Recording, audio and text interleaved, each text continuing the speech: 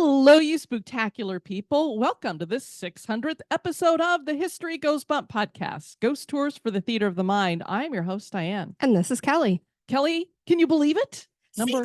Number 600. That means we've covered 600 haunted locations, and we know it's been a lot more than that because on a lot of episodes, we've done more than one location in a specific area. We've done towns all together, villages all together.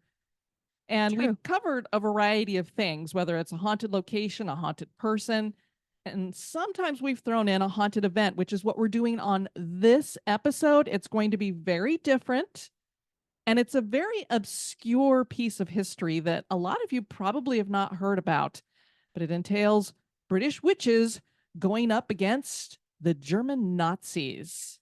And you'll have to decide, did it really happen? And did magic really help beat Hitler?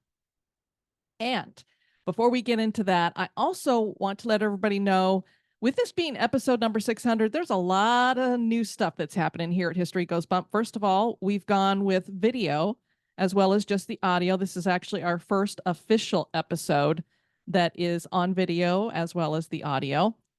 If you listen to the Stones and Bones episode 11, you know that we put that out on video too. But this is the first official History Goes Bump episode that we're doing on video. Official. Woo! Raise the roof, raise the roof. And we're changing up the format. First of all, you've probably noticed that we didn't have the intro music at the beginning, that it's going to come in after we do this little intro here. And we're going to slice it down a little bit and maybe even change it up a little bit so that it's not quite so long, because visually you don't want to sit there with 30 minutes worth of music. 30? How about That's 30 seconds worth long. of music that you're just like, I don't know, watching us sit here or having a static picture or what have you. So we're going to change that up. We also, Kelly, we've done 600 oddities, 600 this month's in history, or at the very beginning, it was this day in history. And then we ran out of those because it was hard to get stuff that happened on a specific day that we were dropping the episode. And I was going to get rid of it altogether. And you listeners said, no, why don't you go with the month? And I said, okay. Well, we're finding it really difficult to find things to put in those segments now. And now that we're doing video, it's a lot harder to integrate all of that. So no more segments. Now, I know there's probably, 25% of you that just went, oh, man. You're like, and 75% that just went, yes, because you're tired of listening to the segments. And we used to get reamed about it and told that we needed to stop with all the ads. And that was back when we didn't even run ads. So I'm like, that's not an ad. That's actually a segment. It's a part of the content, but okay. So that's coming out. Also, as you saw, I had a blooper and we left it right where it was at. So instead of having the bloopers at the end, we're just leaving them where they are. So you get them in real time. That's kind of scary. It is kind of scary because especially with me. we got a lot of them. Strap in, folks. So hopefully you are okay with the changes we've made. It's upward and onward. We're a couple of old folks who have to get on board the new folks train, I guess you could say, and start doing it the way that everybody else is doing it. I've been dragging my feet about getting into video, but I was like, you know what?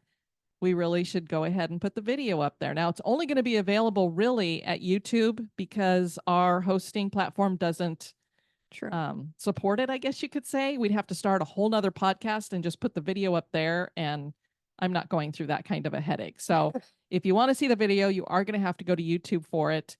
Although on Patreon's very good about when you upload a video, it actually gives you audio to go with it. So if you are on Patreon, you will get the video. So just maybe another reason why you want to sign up there, because at $2 and above, you're going to get the video and no commercials. Way cheaper than a cup of coffee. That's for dang sure. It sure is. And you get a sticker sent out to you. And at the higher echelons, you get all kinds of things. I mean, there's some of our executive producers that have like 5 or 6 t-shirts now. Right. That we've given to them as thank yous. So anyway, I hope that covers all of that. None of our other intros will ever be this long. We want to welcome some people into the Spooktacular crew before we move on here. We have Michelle with 1 L. We have Ash.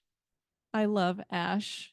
I don't suppose you go around with a chainsaw and kill zombies and dead people and things, but that's the Ash that I really love.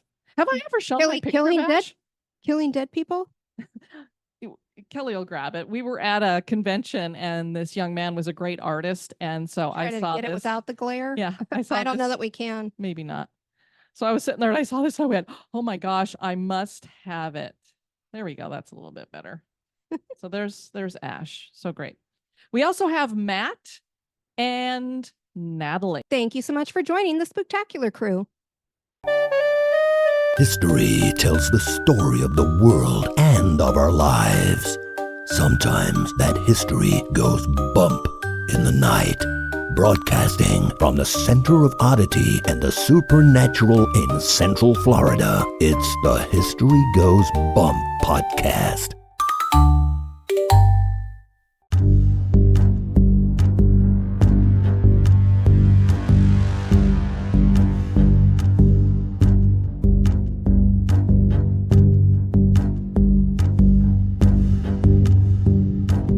The plan was named Operation Cone of Power. Sounds militaristic. Possibly some kind of intelligence operation. Certainly had to be official. It was the summer of 1940, and Britain was bracing itself for a full-on invasion from German forces. A team of witches came together, led by the Father of Witchcraft, Gerald Gardner, and worked their magic to push back against the Nazis.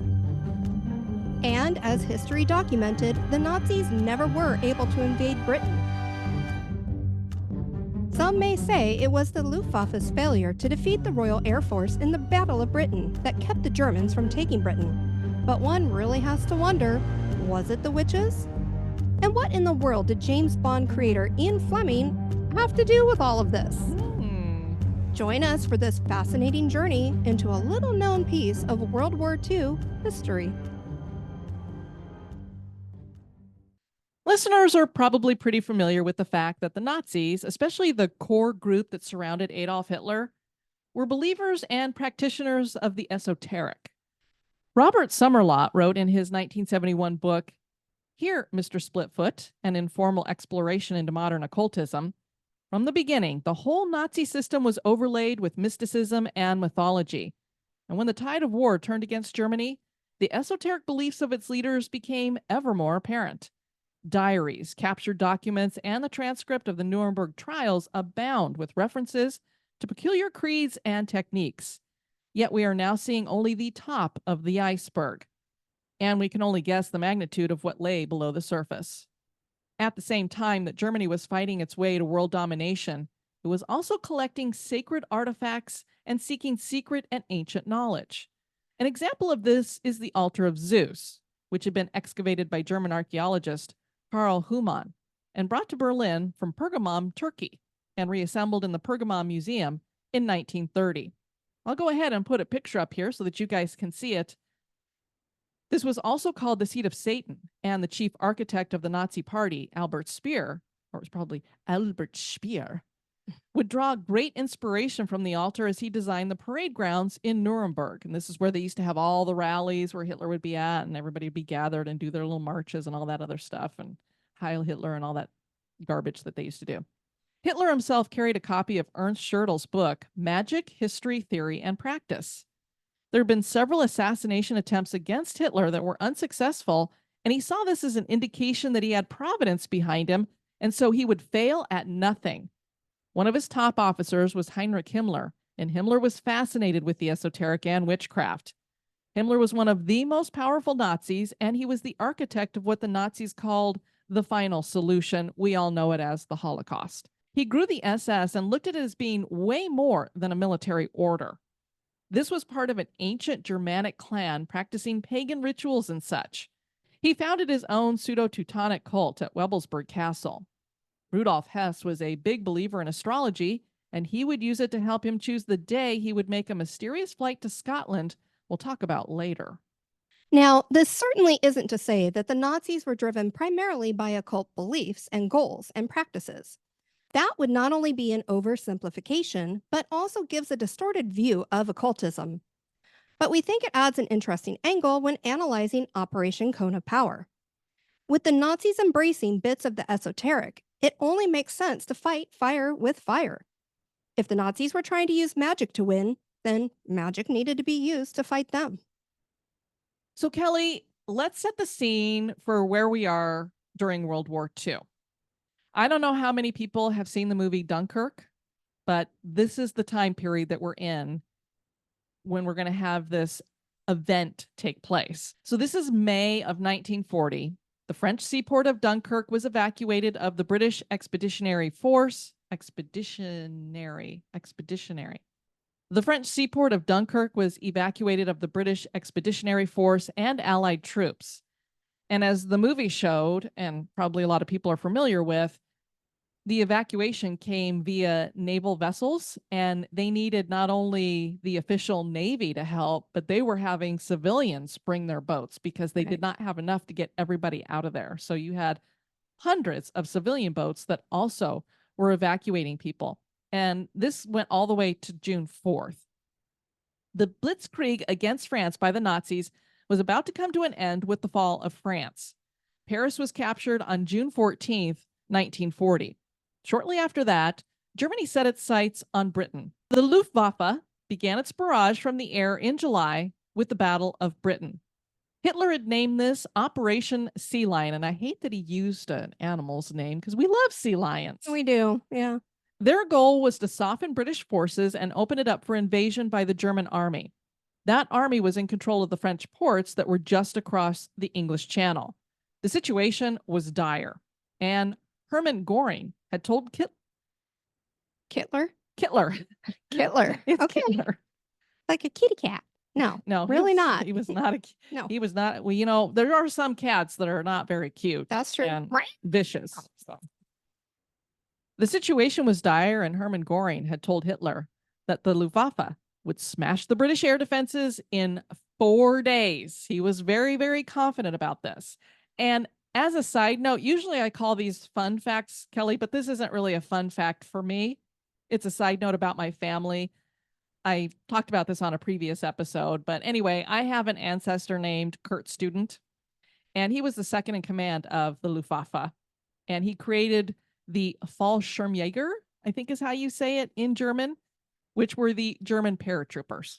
So I have a little bit of a connection to that. Normally, with the rank that he had and the early success he had, these would be like bragging rights for a family. But Not in this circumstance. he was a Nazi, so no. Yeah. Not happy to have him as a part of my family. Enter the father of witchcraft, Gerald Gardner. Gardner was born into a wealthy timber magnate family in 1884 in Lancashire. He was a sickly child who grew up in Madeira, as it was hoped that the climate there would help with his asthma. Education was hard to come by, so he taught himself to read. In 1911, he moved to Malaya, which was part of Singapore that was under British rule, to work as a civil servant. While there, he learned of the native people's magical practices and he studied them. He joined the Rosicrucian Order Crotona Fellowship in 1936, and through them met a group of pagan witches that practiced in the New Forest in southern England.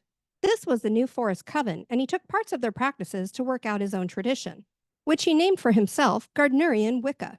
This would be the earliest created tradition of Wicca. When Gardner was initiated into the New Forest Coven, the Witchcraft Act of 1735 was still in force, and this made it illegal to conjure spirits, cast spells, or claim to predict the future. So anything that witches were doing, you could not do it. Now, of course, they weren't burning witches at the stake anymore, but I believe they were arresting them. So it was a criminal offense to be part of a coven, and everything had to be done in secrecy. Gardner was really excited about all that he was learning, but he was warned that if he wrote about any of this, he was in danger of being jailed, and his high priestess forbade him from doing that. Gardner wrote of this, "Anyhow, I soon found myself in the circle and took the usual oaths of secrecy which bound me not to reveal any secrets of the cult. But as it is a dying cult, I thought it was a pity that all the knowledge would be lost. So in the end, I was permitted to write as fiction something of what a witch believes in the novel High Magick's Aid." Oh. So basically, he wrote all their secrets and then pretended it was fiction. It was a workaround, just a mere workaround. Yeah. It's fine. It's okay. Gardner had served Britain as a civil servant, and he was very loyal to his country. When the Nazis began to threaten his homeland, he knew he needed to do something, or soon he and the other members of his coven would fall under Nazi domination. The 55-year-old Gardner became an air raid warden and offered his home as a headquarters for air raid precautions. He also had a large collection of firearms that he gave to locals, and he taught himself and a group of friends how to make Molotov cocktails. Hey, let's have a Molotov cocktail party. And I'm not talking about margaritas, daiquiris. No, not hardly. And they set out to make dozens of them. But Gardner believed that there was something else that could be done that had nothing to do with arms. Gardner believed that they could use magic to cast a spell that wouldn't just stop the Nazis, but actually target Adolf Hitler personally.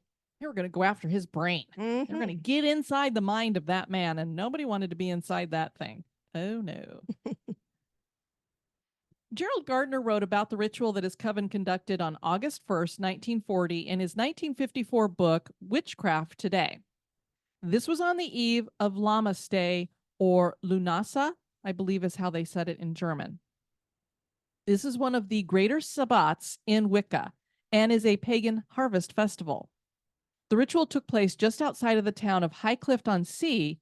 Highcliffe-on-Sea. It's a high cliff. Cliffafa. It's just like the Luftwaffe. Luftwaffe. The ritual took place just outside of the town of Highcliffe-on-Sea on England's southern coast in a clearing near a former hanging tree called the Wilverley Oak that is nicknamed the Naked Man. I don't know why they're calling a tree a naked man. And I mean, it's a hanging tree, like not just a tree that's, hanging out. It like they hung people from it, probably witches. So it's just interesting that they were calling it the Naked Man.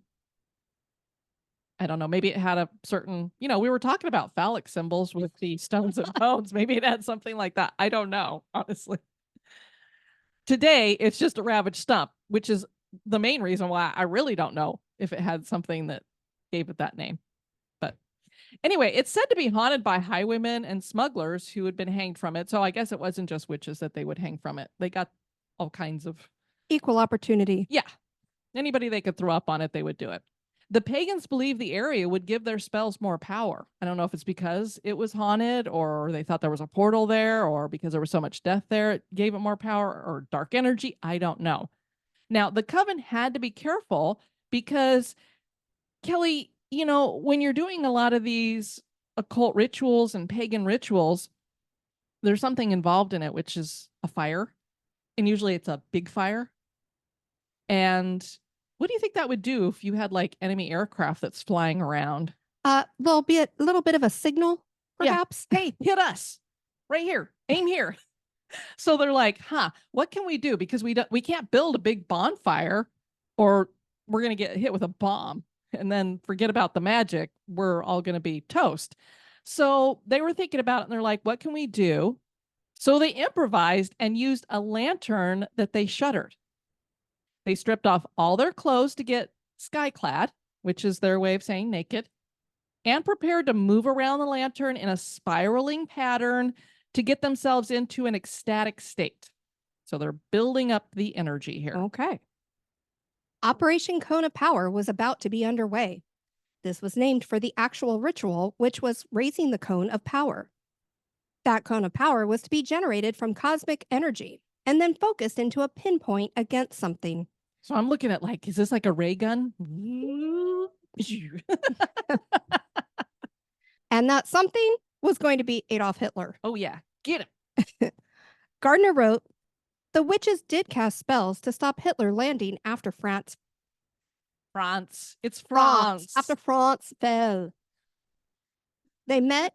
You know what that reminds me Hans of? and Franz. Hans and Franz. Going to a pop. You up. Oh, Lord. Oh, boy. Off the rails. They met, raised the great cone of power, and directed the thought at Hitler's brain. You cannot cross the sea. You cannot cross the sea. Not able to come. Not able to come. Just as their great-grandfathers had done to Boney and their remote forefathers had done to the Spanish Armada with the words, go on, not able to land, not able to land. If only that really did. I mean, maybe it does work if you just keep saying things. I mean, isn't that like affirmations? Speaking it into existence. I mean, they do tell you to be careful what you say sometimes. Yeah. So what he is referencing there are two events that happened previously where magic was used to defeat an enemy. So Kelly, this is not the first time that they're doing this. This first happened in 1588 when the Spanish Armada, numbering 130 ships, was sent by King Philip II of Spain to invade England. It was said that the English Navy and bad weather carsed it. Arr! Oh boy. It was said that the English Navy and bad weather caused the Armada to be scattered, but witches claim that a ritual they performed turned the weather. So, what happened there? One of the people that was part of the ritual was the Vice Admiral of the English fleet, Sir Francis Drake. I bet you've heard of him. And look at how high up he is. He's Vice Admiral of the English fleet, and he was taking part in this little ritual here, this magic. He joined the coven on a headland called Devil's Point. Of course, it was named Devil's Point, near a place called Plymouth, to perform the ritual. And interestingly, we don't just have witches that are claiming they did something here. The Protestants claimed that it was a Protestant wind that defeated the Spanish. So we have two totally different religious orders that are both saying, hey, we did it. You've got the Protestant saying we prayed it into happening, and you've got the witches saying we did a ritual to cause it to happen. Either way, we had some bad weather here. Was it just an act of God, or did humans have something to do with it? Legends actually claim that on foggy days at Devil's Point, the disembodied chants of Drake and the witches can still be heard.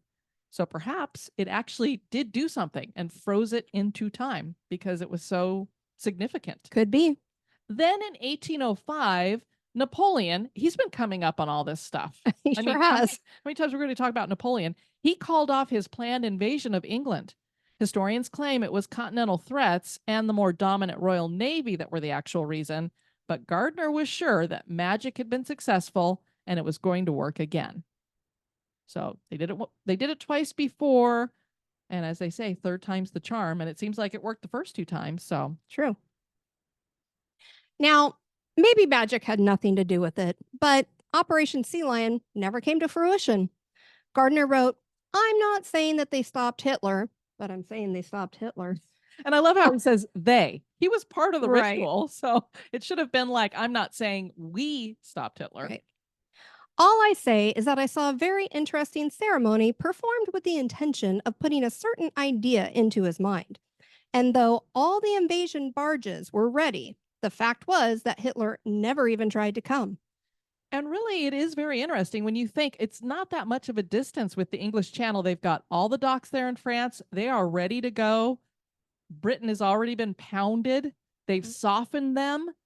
And then he doesn't go? It's like, what? He actually decided to go after Russia, which to me is crazy. It's like, why don't we get the little British island here, take it out, and then I'll go get Russia. Right. So I don't know. It is interesting that all of a sudden he's like, nah, let's not do it. And we have to take Gardner at his word because there are no other sources that documented this event. People trusted his account until this weird character came forward in the 1970s with grandiose claims. His name was Amato Crowley, and he claimed to be the son of British occultist Aleister Crowley. I think we've heard that name before. You think? Yeah, I think we have. So we should probably talk a little bit about him. Aleister Crowley is probably one of the most famous occultists probably in all of history and in all of the world. I don't know that there's anybody more famous. If you think so, comment on one of our, either under the YouTube or over at Spotify if you want to come up against that. But I think he probably has to be one of the most famous. Regardless of whatever your opinion might be, Crowley was definitely very influential when it came to the occult and magic. And as a matter of fact, the way we spelled it as the title of this episode, Magick, he is the one who started that whole thing. He lived an incredibly decadent lifestyle, and that's putting it, I think, kind of softly. Yeah. And even referred to himself as the Beast 666. He was born in England in 1875, and despite being raised by an evangelical pastor, he had an aversion to Christianity. Wow, did he go off the rails? Yeah. He took on the name Alistair early in his life, and after inheriting a huge sum of money from his father, who clearly did not disinherit him for deciding to not be Christian or what have you, he quit school and he began to travel the world, and he tried his hand at mountaineering. Crowley eventually attempted climbs on both K2 and Kachinchunga. I'm not sure exactly how to say that. I've never actually heard of it before, but I think it's the third highest peak in the world. Kachinjunga? I don't know. Yeah, I'm not sure. But anyway, K2, they got pretty close to the summit. That second one, that I'm not going to attempt to say that again. Whoever was with him on that, they went ahead and he said, don't go that way. That's not a good idea. And they were like, we're going to go that way. And they got caught in some kind of, I don't know if there was an avalanche or a dangerous situation, but he just sat back and listened to them scream for help. And I don't think he went and helped them. So I don't know if they ended up dying or what happened there, but not really a great guy. He joined the Hermetic Order of the Golden Dawn in 1898 and began practicing magic and going into trance states. During some of these states, he met with an entity that called itself Awas, and this being dictated the Book of the Law to Crowley in 1904. He founded a new religion on this that he called Thelema, with one of its main premises being, do what thou wilt shall be the whole of the law. So pretty much do whatever the heck you want. Apparently. Wouldn't everybody want to join that? Okay, we can do whatever we want. Great. And Thelema actually means will in Greek. So very interesting. He named it after the main premise. Crowley was also involved with the Order Templi Orientis, which was a German mystical group. By the end of and you might hear that as OTO. By the end of World War I, Crowley was dubbed by the British press as the wickedest man in the world. And this image just seems to live right up to that name. He looks very, very wicked in this picture. The money ran out for him, and in 1947, he died penniless and living in obscurity. Alistair had relationships with several women and fathered 5 children. None of them had the name Amado. And Alistair kept incredibly detailed journals about his life and work, and nowhere did he mention having a son named Amado. And he never mentioned what Amado was about to claim. Amado claimed to be the spiritual successor of his father. Don't you love? So you've got, in 1947, Alistair has died and passed away. And then this character comes out in the 1970s. So almost 30 years later, he's like, well, I'm his son and I'm his successor. And you're coming out now? Uh-huh. And he said that Gardner didn't conduct any kind of ritual like this Operation Cone of Power. He said that it was actually his father who had conducted a ritual, and Gardner had based his narrative off of that. Okay, so now it's going to be up to us to decide, did this actually happen? Or maybe both of them happened. I don't know. They could have actually had 2 rituals. I suppose. It might have taken that much. But what's interesting is the timing on this one is a year later. So I don't know how you could say, well, what he's talking about is something that my father did. This is going to be a completely different action. So I don't know why Amado was making this claim, because this is something totally different that happened. Whether maybe it was the full-on claim that we defeated the Germans with magic. Well, maybe this was just a second thing of magic that happened, and both of them helped to take down the Nazis. This event, Amado claimed, took place in May 1941, a whole year later, and it was performed in Ashdown Forest, Sussex. And there wasn't a bunch of naked witches dancing around a lantern. This ritual involved Canadian soldiers. It was an actual intelligence operation. So now we're getting very, very interesting because, wait, did you just say intelligence? So this is basically like CIA and witches working together. And this wasn't being done to put forward some kind of mystical assault on Hitler's brain and cloud his judgment and such. This was a plan to lure Hitler's deputy, Rudolf Hess, to Britain. A detachment of Canadian soldiers were dressed in robes, and they had this dummy that they dressed in a Nazi uniform and put on a throne. And then they made this model plane and moved it down a wire between a church and a tree. So it's, again, this intentional thing. So rather than chanting things, it's like they're creating this scene that they want to make happen. And indeed, on May 10th, 1941, Hess took off from Germany in a Bf-110 fighter aircraft heading towards Scotland. The plane became lost and ran out of fuel, and Hess found himself in trouble. His only option was to bail from the plane, but then he would be behind enemy lines. He grabbed a parachute and ended up in South Lanarkshire, and British authorities captured him. Wherever he ended up, they got him. Okay? Okay. We'll leave it at that. Hess claimed he was flying for a meeting to negotiate a peace treaty, but nobody believed that. And to this day, no one really knows what he was up to. I think he might have just been running away. He's like, I'm getting away from that Hitler guy. We're losing the war. I'm trying to get out of here. I don't know. We do know where he ended up. He spent the rest of his life in Berlin's Spandau prison after his conviction on war crimes at the Nuremberg trials. Amato said that it was his father's ritual that brought about this outcome. But Amato wasn't done there. He claimed that British intelligence was involved in the plan that was called Operation Mistletoe. And it gets even crazier with Amato claiming that the architect of the plan was none other than Ian Fleming. Yes, that Ian Fleming that created James Bond. I mean, I'm sitting there going, wait, what? Well, I don't know. I mean, it gets crazy because you're It's stranger talking and about you have stranger. these magic rituals, and now we're throwing in the creator of James Bond. Well, Amato claimed that Alistair was the one who convinced the British intelligence that the Nazis were superstitious enough that those beliefs could be exploited. He wrote to the director of naval intelligence in 1941, quote, "If it is true that Herr Hess is much influenced by astrology and magic, my services might be of use to the department in case he should not be willing to do what you wish." Now, I really hope that Alistair did write that letter. He's like, you know what? I know those fools over there are superstitious, and I can play with that. Do you want me to do it?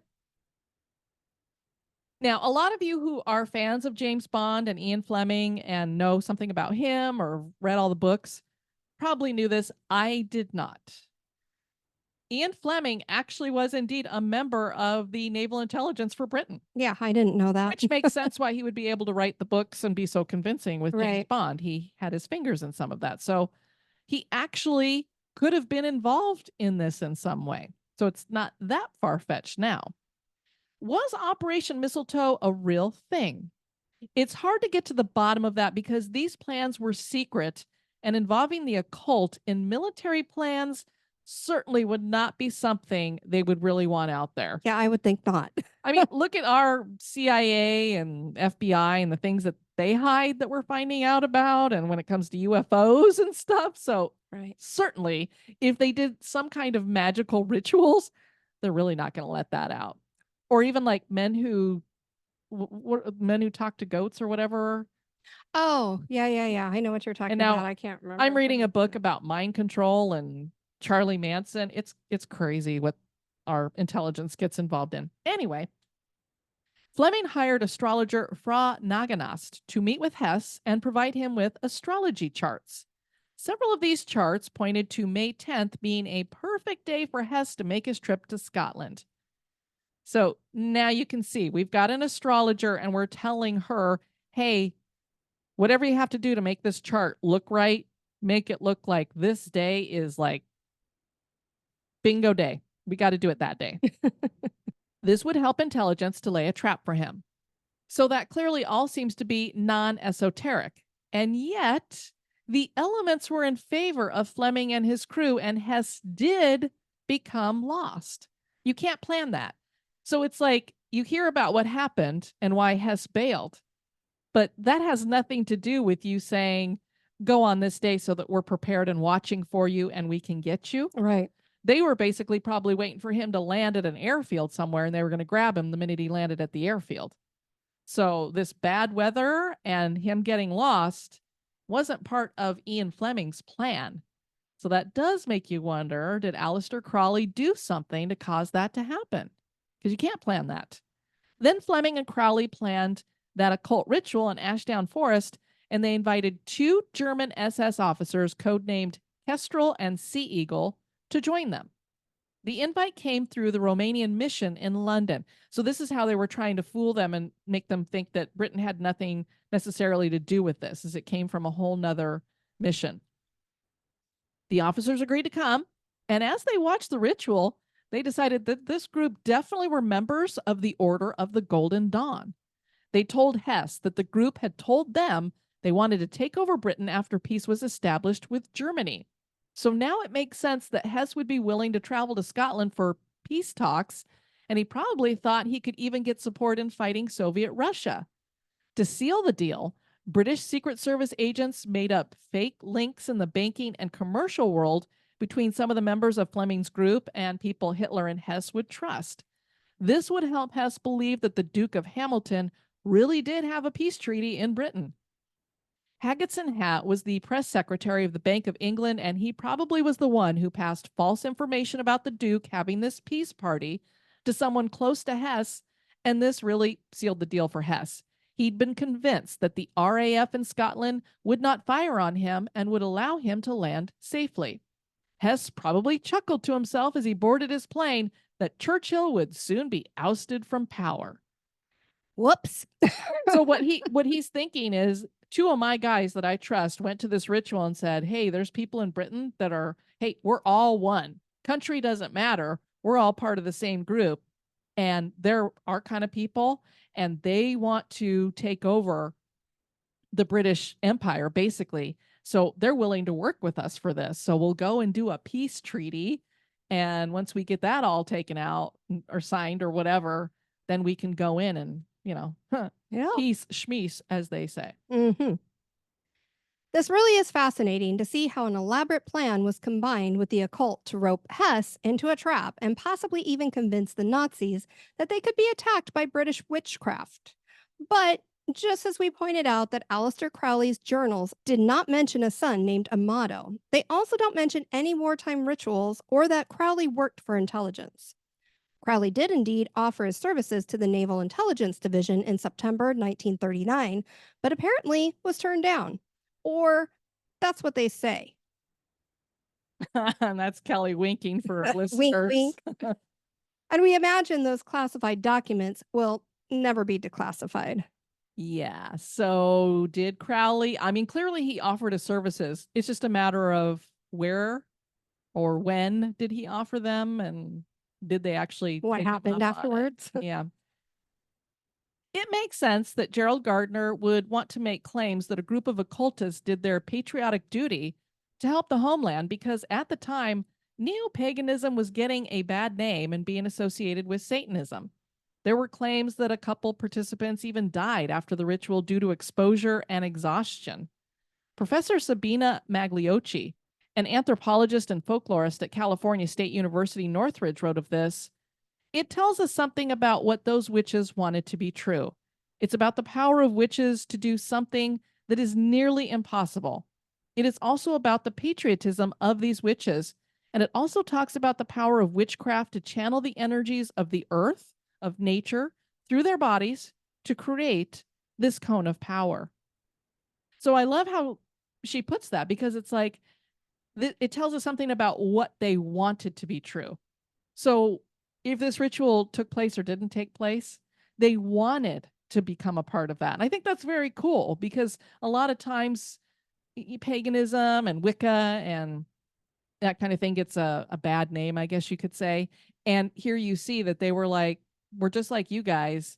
And while you might pray to your God about helping during this thing, we have something that's a part of our religion that we could do, or our spirituality that we can do over here, and we can all get to the same end that we want to have, where we save Britain. I think that's very cool. Yeah. Author Mary Norton wrote The Magic Bedknob in 1943 and Bonfires and Broomsticks in 1947. The children's books are set in World War II Britain and feature 3 children who were evacuated from London and sent to live with a woman named Miss Eglantine Price, who also happens to be a witch. Her goal is to find a powerful spell called the substitutionary locomotion. Substitutionary. Called the substitutionary locomotion. I mean, who uses that word? Had to sound it out in my head after I tried to read it. Anywho, so her goal is to find a powerful spell called the substitutionary locomotion that she thinks will aid the British war effort against the Nazis. Those books became the 1971 Disney movie, Bedknobs and Broomsticks. Did you ever see it? Of course. I went to go see it for my birthday, and I believe we went to see it at the drive-in movie theater. Oh, how fun. Yeah, I don't remember how old. Well, you know what? Were you forced to get in the trunk? It's a 1971 Disney movie, so they must have been showing it in the movie theaters again at a later time because I was born in 1971. Right. But I do remember seeing it, and I'm pretty. Play things all the time, and especially at a drive-in. I was just They going don't to say. always, they don't always play something Drive-ins usually brand do new. older movies and Right. stuff and reruns of a movie from before because it's just cool to see them at a drive-in theater, and they don't have very many of those around. We've never been to a drive-in theater together, have we? Mm-mm. Oh, we need to rectify that. It seems pretty obvious that Mary Norton was inspired by something. Was it occult rituals conducted in Britain to help defeat the Nazis? Did Operation Cone of Power and Operation Mistletoe actually take place? That is for you to decide. So we don't have any ghosts really involved in this other than the naked man tree having hanged victims. When you went or off whatever. on that tangent, it reminded me of the oddity that I did with the Those flowers. the heron, orchid, and then the naked man orchid, which really does look like a cluster of naked men. Look it up. It's quite funny. So don't really know that we had any ghosts involved in this, but I thought since we had magic involved, it would make for an interesting story. And it's a very obscure moment in history that I don't think a lot of people have heard about before. I stumbled across it myself. So now I was like, wait a minute, what? A bunch of occultists got together and possibly were able to defeat the Nazis? Why have I never heard of this before? So now we've all heard of it now. Indeed. We'd love for you guys to check out our website at historygoesbump.com. And if you'd like to send us some feedback, you can do that at historygoesbump@gmail.com or at any of our various social media. And I did want to share, we gotten a lot of comments over at Spotify. Thank you so much for giving us comments over there and for listening over there. And we try to respond to all of you. And I took a screenshot of this one. William Barda Wade had written on our Stones and Bones episode 8. This is the one that we talked about graveyard humor. Hello. You were talking about the graveyard at Disneyland and Disney World about 15 years ago, maybe more. A friend and I were in Disneyland in the graveyard. My friend was standing on one of the graves that felt like a heartbeat under your feet. His mom called him at that time, and she told him that his Mimi had passed away. His grandma he took care of every day. She was 87 and ready to go, but her grandson wasn't. Needless to say, that was a sad day. But I was like, what a cool story that maybe she sent a sign that she was passing away while they were at the graveyard at Disneyland. World. Isn't it Disney World? It says they were in Disneyland. Oh, okay. And then we also got an email from our listener who we actually welcomed into the Spooktacular crew, Natalie. She writes, hello there, Spooktacular people. My name is Natalie, and I'm a new member of the group. I've been listening since the episode about the old jail, and I absolutely love this podcast. I just wanted to drop in and quickly share my very first paranormal experience with you. About 2 years ago, me and my sister and a couple other friends went to New Orleans for the first time. Since then, I've been there twice, and I absolutely love that city. I feel akin to it. Well, the first time we went, we scoured the city eating amazing food and happened upon a museum that used to be a pharmacy. There's a very dark history behind it, and there used to be a doctor who ran it who sadly also used to experiment on slaves. But if you read the entire history of that pharmacy, a lot of nefarious things went on. It had such a sad energy, and on every floor of the museum, they explained about the different medical instruments and the history of the place. Also, I want to throw in the fact that I'm surrounded by spiritual people who see entities as well. Well, that definitely helps to have things happen. Definitely. But we decided to venture and buy tickets anyway. When I say that we all had our own paranormal experiences in this place, I'm not kidding. There was a beautiful courtyard outside, and I left the group to go to the bathroom. I felt a little foggy, and as I was about to wash my hands, I felt myself saying, hello, I'd just like to know if there's anybody in here with me. Would you make yourself known? Just then, the brass doorknob began to violently shake. I immediately jumped 10 feet in the air. Quickly, I opened the door and there was no one on the other side. I immediately ran back to my group and asked if there was anybody outside the door waiting for the bathroom or otherwise. They said they'd been standing there the entire time and that no one had come near that door. They swore up and down. To this day, I am thoroughly convinced that there truly was somebody unseen who wanted to make themselves known. The Pharmacy Museum has super high paranormal energy, and the people that I was with said that they witnessed things throughout the building as well. Since then, I've been very cautious about calling out to entities, but I have a lot of respect, and I do believe that it exists. Well, and I mean, you did ask if there's anybody here. Make Yep. yourself known, please. So they were just making themselves They were just known. responding. So very cool. Thank you for sharing that, Natalie. Want to thank you guys for tuning in to this episode. I've been your host, Diane. And this has been Kelly. You take care now. Bye-bye. This episode is brought to you by our executive producers. If you would like to support the show, please visit our Patreon page at patreon.com/History Goes Bump.